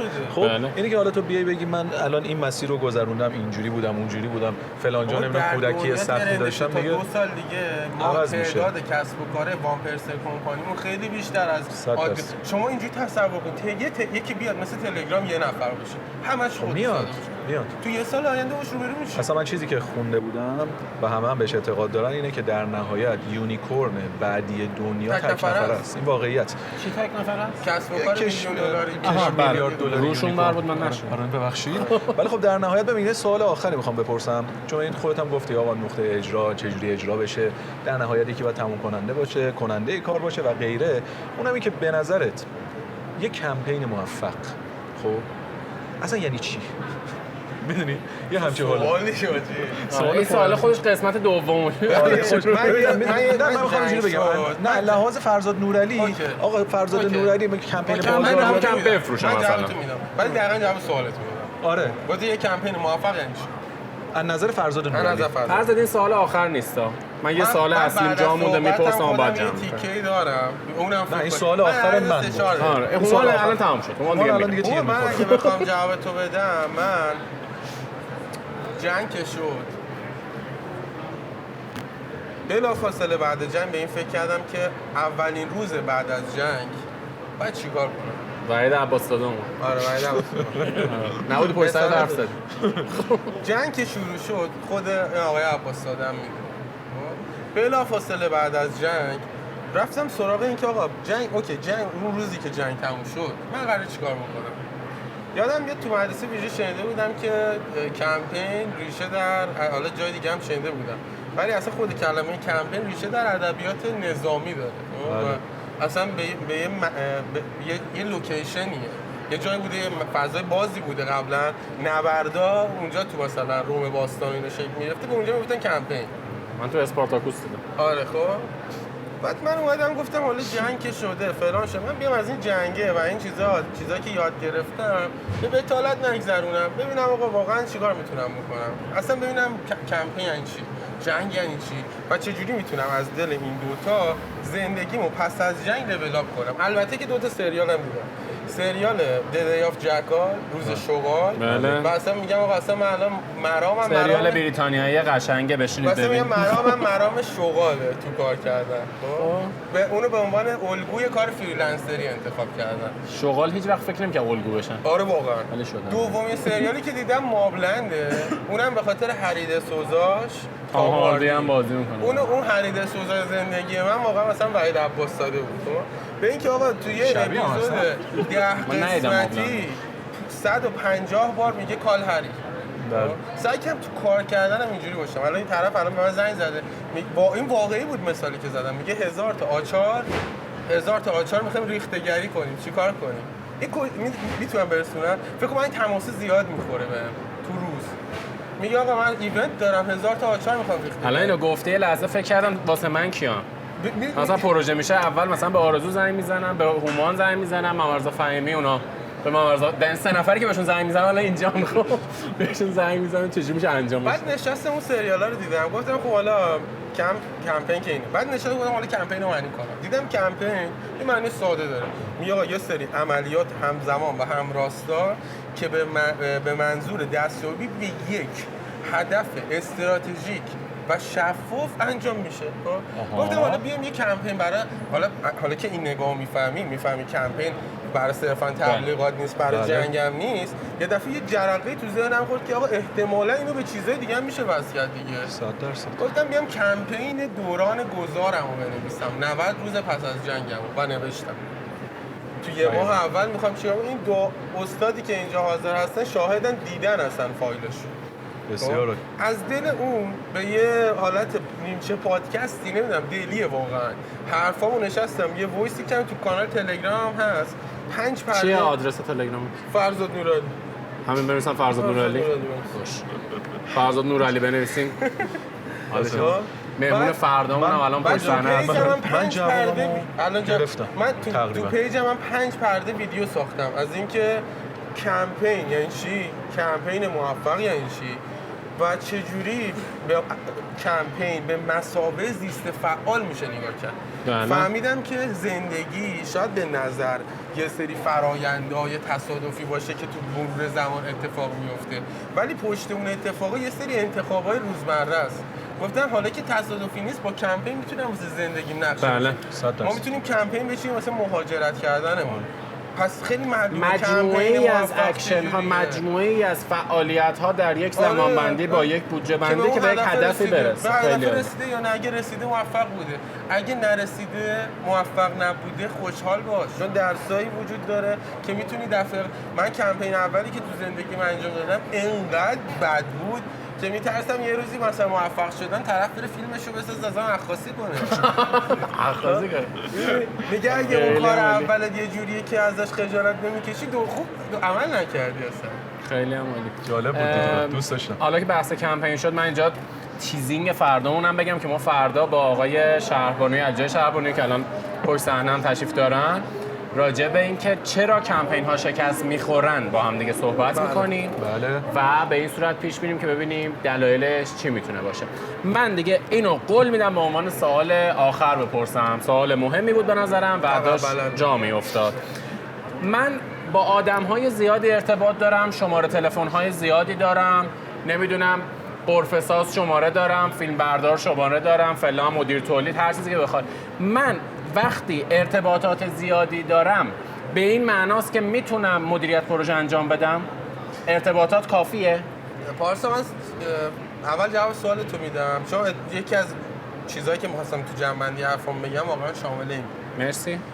ببین کوتاه بخوام بگم، ارتباط در واقع شرط لازم هست، خب ولی نمیشه گفت که کافیه. شرط لازمه ولی کافی نیست. میدونیم اگه بخوام به این جواب بدم میرم دوباره سراغ همون عدد دانباره 150 نفری که ما میتونیم باش واقعا ارتباط داشته باشیم.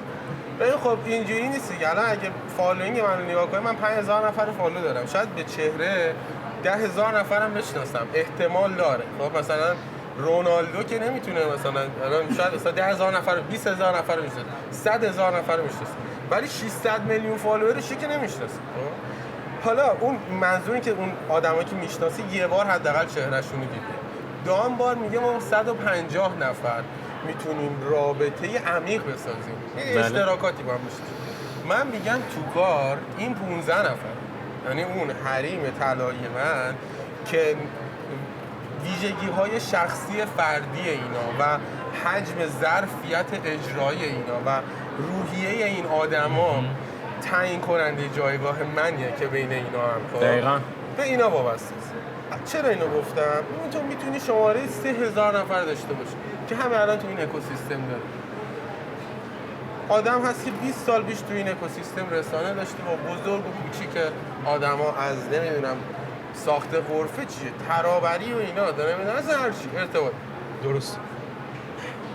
شرط لازم است ولی کافی نیست. یعنی تا وقتی که با آدما نری تو دل اجرا، با اون آدمایی که شماره‌شونی داری، تو اجرا با هم بحران رو تجربه نکنید، از دل اون بحرانه از زیر فشار اون بحرانه با هم بیرون نیاید، اون رابطه عمیق کاری واقعا ساخته نمیشه. بله.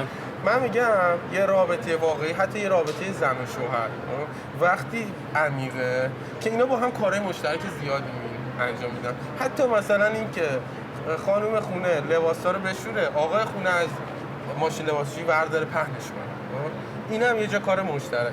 پس میگم آقا به میزان اون ربط داره. ولی نکته است اگه شما اون ارتباطات رو نداشته باشید تو اجرا خیلی سخته. 100%. ولی اگه نه آدمی هستی که تو اجرا طبع بلند داری، به وین وین اعتقاد داری، نمیخوای جیب مردم بزنی، به منفعت برنده بودن باقی فکر میکنی، سخاوتمندی استراتژیک داری، یه جایی میبازی، خیر رسونی میبازی، ولی میگه آقا بذار یه چیز لانگ ترمی تو طرف ساخته بشه، ارتباطاتو بلدی، اون شبکه هم داری، آره کارت خیلی راحته تو مدیریت پروژه و اجرا. ولی اگه نمیدونی تو صرفا یک لینک کننده ای که آدما ازش چجوری استفاده میکنن، زنگ میزنن میگن ببین از این پول در، از آربیتراژ، از معامله گری بین کار اون متخصصه و مدیر پروژه پول در میاری. شما اگه من مثلا قابلیت مدیر پروژه داشته باشم، شما پروژه من نمیسپاری، زنگ میزنی من میگی فلانی میتونی بهم وصل کنی. اینقدر اختلافه بین 118 میشه. بله. فقط شما رو میگم. حالا اگه بخوام جمع بندی کنم من خیلی کوتاه میگم آقا ایده، من از اول چی گفتم، همه اینا هم جمع‌بندی کل 1 ساعت و 20 دقیقه که صحبت کردیم و در واقع همین الان تقریبا اینفوگرافی اینم استوری میذارم. آقای فهیمی چک کن. آقای فهیمی آقا من دوربینم این بود، من کلا با این داشتم صحبت می‌کردم. اوکی بعد اونم استوری کنید شما. خب الان دوست ایده نقشه است. چی گفتیم؟ ایده نقشه است و اجرا پیاده کردن اون نقشه وسط میدون جنگ. اینا نمیشه گفت کدوم بهتره، هر جفتشون مهمن، ولی من میگم ایده خوب و اجرای بد نجات نمیده، ولی ایده متوسط و اجرای خوب نجات میده. درسته. گفتم برند شخصی از توالی در واقع خروجیاست، نه حرف زدن صرفا. به این وقتی که مثلا میخوایم بگیم آدم کننده است، به کاراش اشاره میکنیم نه به حرفاش. اگه معلم خوبی باشه به حرفاش اشاره میکنیم، مثل فلان نویسنده.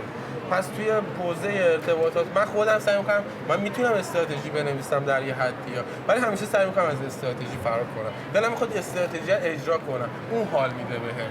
ببین اون رقصی چنین میانه میدانم آرزوست باحاله، دستت بگیری پلنر بری تو اجرا و اون توالی خروجیاست که به مرور زمان در واقع پرسونال تعریف کنم. گفتیم ارتباط شرط لازمه ولی کافی نیست. بر عمق رابطه ها رو کارهای مشترک تعریف میکنه، اون احساس تعریف نمیکنه. ببین من مثلا شاید یکی از نزدیکترین آدم ها به هم وحید عباس‌زاده است، ولی این فقط حسی نیست، کارهای مشترک زیادی که باش انجام دادم و دارم انجام میدم. تقریبا هر روز با هم یه کاری رو انجام دادیم. این رابطه اون پیدا میکنه، چون شناخته بیشتر میشه و اونجاست که دیگه شماره‌شو داشتم برام یه در واقع برگه برام مفهوم شبکه سازی پیدا میکنه. مدل‌ها وقتی خوبن که مال ما باشن، خب و نه اینکه ما مال مدل‌ها باشیم. AI وقتی خوبه که تقویت کننده ظرفیت ما باشه، نه جایگزینمون. چون AI سرعت خروجی رو بیشتر میکنه. آقای فهیمی مثلا از چی ناراحت بود؟ از اینکه همه با AI خروجی بیرون. ببین نکته همینه، وقتی از AI استفاده میکنی سرعت خروجیت میره بالا. وقتی سرعت خروجیت میره بالا نقطه ضعفات معلوم میشه نه نقطه قوت‌ها. آدمو نمیگن به بچه خروجی زیادی میده چون میدونم با ایای میگن ضعفاتو بیشتر میبینن. پس نباید بذاریم اون جایگزین بشه، باید به بهترین شکل ازش استفاده کنیم که تقویت کننده بشه. ما تصمیم میگیریم، ما انسانیم. من داداشم یه متنی نوشته بودم واسه پروپوزال، اون ادبیات انگلیسی خونده و الان داره معلم میشه اون سر دنیا، مثل برادر شماست، اون کاناداست. من یه متن نوشته بودم فرستادم، گفت خجالت نمیکشه اینقدر ماشینی گفت بشکن جمله ها رو از اول، چی میشه مگه تاش 4 تا جمله بد میشه دیگه. خب یه جایی دقیقاً همین قصه است که ما در واقع باید از این مدل استفاده کنیم به خدمت خودمون در تا ظرفیت زیاد. جالب بود. و در نهایت مدیریت پروژه یعنی این که به دیوار خوردی خب از دیوار رد بشی. هنر اینه، آرزو نکنی به دیوار نخوری. اصلا راه نداره تو مدیریت پروژه به دیوار نخوری. بگی من یه جوری تو پروژه بیام که به دیوار نخورم. اصلا این شوخیه. اصلا اجرا یعنی تو دیوار خوردن. مدیر پروژه کسی که میخوره به دیوار ولی از دیوار رد میشه، خرابش میکنه، از روش رد میشه، از بغلش میاد، از زیرش رد میشه. باید رد بشه. یعنی اصلا مهم نیست که چه اتفاقی داره و اون مرحله آخر مریضی باید انجامش بدی. حالت خوب نیست باید انجامش. آره دیگه. دیوار واسه من یه جایی بچه‌م 40 درجه تب داشت. 40 بچه رو با درصد 40 درجه تب داشت و نمیتونستم ببرمش دکتر چون باید می‌رفتم ایونت هم جمع می‌کردم. دیوار تعادل بین زندگی شخصی و کاری اصلا که شوخیه. من خودش یه قسمت جدا میخواد. واقعا من الان چه جوری کار میکنم؟ من میکرو شیفتینگ کار میکنم. اجازه نمیدم هیچ جا استخدام کنم. مهم نیست چه شرکتیه. من هر روزمو بهش نمیدم. چه اصلا یه تایمای شب کار میکنم. من 20 روز پلن این شرکتی که گفتم مدیر مارکتینگ شدم مثلا ببندم. بعد تمام این پیچ و بحران باز شده بود. تو چت جی پی تی، جیمنای، داک، اکسل همش باز شده بود. مثل ماشینی که تمام پیچ و بحرانشو وا کنی. بعد نمیتونستم جمعش کنم. رفتم مشهد خونه مادر رو بردم سفر رو اینا 2 شب تو هتل تا 5 صبح نشستم فایلمو جمع کردم. با من شاید دلم خود اون تایم کار کنم. نمیخوام بیام پشت میزم ساعت 9 اونجا کار بکنم. همه اینا مهمه. ببین من چون به اون کارم ایمان دارم میتونم اینجوری در واقع دید میکنم. در نهایت اگه بخوام در واقع بگم اجرای واقعی توی جمله کوتاه یعنی چی؟ یعنی اینکه اول نقطه پایان رو باید مشخص کنم. اولین کاری که من انجام میدم وقتی وارد یه پروژه میشه اول میگردم دنبال نقطه پایان پروژه. من چی بدم در واقع این پروژه تموم شد. بعد میام رو اون سعی میکنم سیستم بسازم. حالا این سیستم ساختنم منحصر به فرد اون پروژه است ولی با استفاده از تجربیات گذشته‌ام تو پروژه است. چون اونا که قید نمیشه هر بار دیگه. هیدن چی میگفت راه رفته رو بر نمیگردی، این همه انرژی چی میشه؟ شایعه چرا این کارو کرد؟ بابا چرا این کارو؟ اگه در واقع این کار انجام بدی بیای در واقع داکیومنت بکنی اون انرژی که میسوزونی از بین نمیره. الان برای من انرژیم دیتای دست ایایامه. من جی پی تی ترین کردم باش، من جیمنای همو ترین کردم، من نوتبوک لمو ترین کردم با اینا و اینا دیگه میدونی هیستوریه. یه دفعه مثلا دیتای پروژه رو میدم، ریسکاشو میدم، یه دفعه میگه از تو نوشن اینه تو پروژه نوا به عنوان ریسک شناسایی کردم و اینم مثل اونه. گل کردم. پس میدونی باید بگردیم اون سیستم رو بسازیم. و در واقع وسط اجرای پروژه منتظر نباشی که پاتو رو پا بندازی. اصلا این خبرا نیست. باید گلیشی. اصلا من میگم مثلا من پروژه‌های ردایدیا رو نگاه میکنم فقط میگم یا علیم یا اوج سازی ساخته بودم مثلا در حد استادیوم 10,000 نفره فقط نمیدونم 50 تن آهن تو اون سازه بود. بابا خیلی جسارت میخواد. خیلی ریسکای مختلفی وارد قضیه میشه. و تا درگیر نشی هم کار در نمیاد. این که 100 نفر بخوام اینجا جمع کنم ازشون پذیرایی کنم من بعضی موقع آدم میگه فلان نشه. یعنی به خاطر اینکه آدم پیش اومده براش دیدی بعضی‌ها راجع به یه کار حرف بزنن میگه ولش اصلا نمیدونه کار چیه. دقیقاً. تا حالا اصلا نفهمیده چیه. ولی اونی که فهمیده مثلا دیدی یه فوتبالیست یه حرکت رونالدو رو میبینه میگه آجی خیلی کارا. الان هم قضیه همونه. در واقع ما باید موافقم کاملا موافقم. این باعث میشه اون ظرفیت اجرامون زیاد بشه از صرفاً حرف زدن. ببین ما ساعت شنی برگشته با این وضعیتی که AI داره و اینا هرچی من بگم حجم اونه نمیخوام وقتی بگیرم ولی واقعا ساعت شنی برگشته. اگه هنوز اینقدر دنبال این باشیم که حرف بزنیم فقط بعد جا میمونیم. اگه دنبال این باشیم که اجرا کنیم خیلی ببین من الان با کار با AI هر یه هفته یه بار افسرده میشم چون اینقدر سرعت زیاده آدم حس می‌کنه داره جا میمونه. و همین که بخوام با اون میگم بابا ویل کن، تو که نمیخوای فلان مثلا هکسفیلد رو یاد بگیری، تو که ویدیو میکر نیستی، همین نوشن رو یاد بگیر، آروم باش نترس. ولی حالا طبق قولی که دادی، حالا داکیومنتش که برای دوستان میذاریم، خودت هم که استوری میکنی. من واقعا سه تا از طریق این پادکسته هر چی ازم پیگیری کنم، من خدا شاهده، یعنی تو این پادکستم داکیومنت هر چیزی رو خواستن من به عنوان اسرار و اینا به اینا نگاه نمی‌کنم. اگه درخواست بکنم من در اختیار میذارم، اگه درخواست نکنم نه ما حالا جدا از این ما چون می‌دونیم که خیلی از مباحثمون مونده و حتما یک قسمت مکمل منفی 20 خواهیم داشت با فرزاد با تمرکز روی همین بحث. در نهایت بین حرفای فرزاد دو تا نکته من اضافه بکنم. یک اینکه روی بحث DAM حتما دوستان تمرکز کنن، دیجیتال اسست منیجمنت، که من یه پستی هم یکی دو هفته پیش رو صفحه‌ام کار کردم راجبش. با AI خیلی دارایی‌های دیجیتال ما بیشتر میشه، هی محتوا پست فلان اینا میاد، اگه DAM درست نباشه تمام اینا فراموش میشه، فراموش بشه، تیم‌های تولید محتوا دلسرد میشن و دومینویی همه چی خراب میشه. بحث اول. بحث دوم یه دوره تو حوزه کارگردانی بود، من داشتم چندین سال پیش میدیدم، میگفتش که خیلی وقتا بهتره که کارگردان‌ها وارد اتاق تدوین نشن. این مربوطه به بخشی که گفتی استراتژی و اجرا. میگفت چون کارگردان دلش نمیاد خیلی از پلان‌ها و سکانس‌ها رو بریزه دور و استفاده نکنه و میخواد همه رو استفاده بکنه. بهتره تدوینگر هویت مستقل خودش و جایگاه مستقل خودش رو داشته باشه. توی بحث خودمون هم اینو داریم. استراتژیست اگر بخواد وارد اجرا بشه، خیلی از کارهایی که با توجه به اون حالا چیزی که تو اجرا داریم باید اون کارا بره کنار، ولی استراتژیست دلش نمیاد اونا رو بریزه کنار و احساس میکنه نه اتفاقا این اصل کاری باید اجرا بشه و اونو مجری میتونه متوجه بشه و بره جلو. من یه نکته فقط راجع به این مجریه به نظر من آدما باید تو پیش رو جنرالیست بشن. دقیقاً. شاید استراتژیست نتونه مجری بشه ولی مجری حتما باید استراتژی بله. یعنی اگه مجری استراتژی خوانی رو باید بلد باشه، واقعا باید بفهمه که یه جا تغییر ایجاد بکنه. بله. ببین کسی که استراتژی نمیفهمه نمیتونه تصمیم بگیره. دقیقاً. چون نمیتونه عواقب تصمیمش رو بسنجه. درست. کاملا موافقم. و در نهایت خیلی ممنونم ازت. من قول یک قسمت دیگر رو از فرزاد گرفتم و انقدر تو این قسمت اسم وحید عباسزاده اومد که من میخوام جسارت کنم همینجا زانو بزنم ازت دعوت کنم یک قسمت منفی 20 با وحید عباسزاده راجع به حتما اجرا داشته باشیم، چون وحید هم از اون آدمایی که به شدت درگیر اجراست. آره واقعا. ازش شما پا رو زمین بودن تو اجرا یعنی چی دیگه؟ آره. خیلی هم عالی. مرسی. دمت گرم. مرسی. و در نهایت مثل همیشه امیدواریم که همیشه امیدوار باشید. دمتون گرم. دمتون گرم. مرسی. آقا خسته نباشید. دم شما گرم. آقا دم شما. مرسی.